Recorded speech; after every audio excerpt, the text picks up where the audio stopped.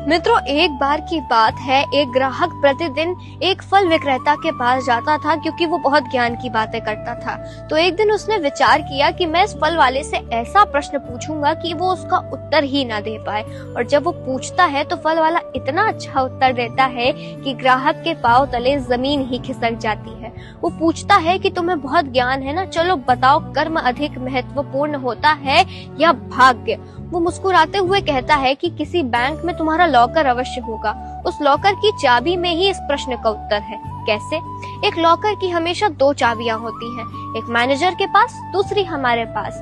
Manager कितना भी प्रयास क्यों ना कर ले, वो अकेली अपनी चाबी से लॉकर नहीं खोल सकता जब तक हम अपनी चाबी ना लगाएं।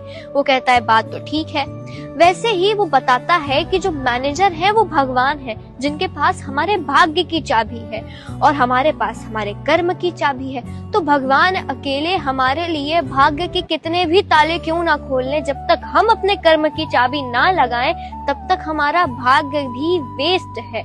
इसीलिए भाग्य भी तभी महत्वपूर्ण है जब हम अपना कर्म पूरी निष्ठा के साथ करें। और ये बात सुनते ही वो हैरान रह जाता है। इस पर एक बार विचार अवश्य करिएगा। राधे राधे।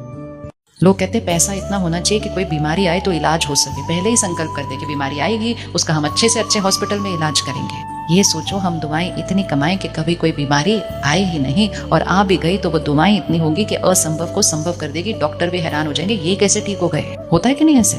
डॉक्टर भी हैरान हो जाते हैं कि ये कैसे ठीक हो गए। हमें लगता है कि जितना हम धन कमाएंगे समय पर काम आएगा।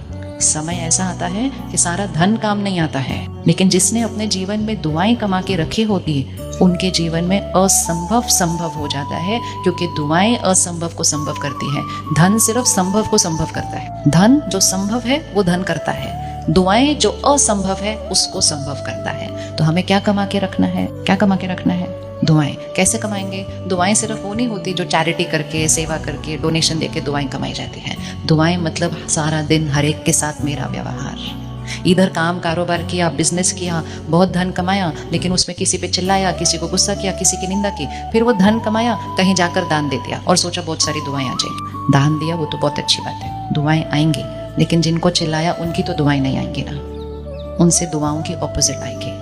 तो आजकल जब किसी के भी जीवन में कुछ थोड़ा सा ऊपर नीचे होता है ना, कहते किसी की नजर लगी है, और फिर अपने घर के बाद वो काले काले चेहरे लटका देते हैं कि काला चेहरा हमारे घर को किसी की नजर से बचा देगा। किसी की नजर नहीं लगती है। नजर अर्थात कुछ अच्छी एनर्जी मेरे पास नहीं आई है, लेकिन वो अच्छी एनर्जी जो मेरे पास नहीं आती है वो मेरे ही कर्म का परिणाम होता है। और दुआ भी जो मेरे पास आती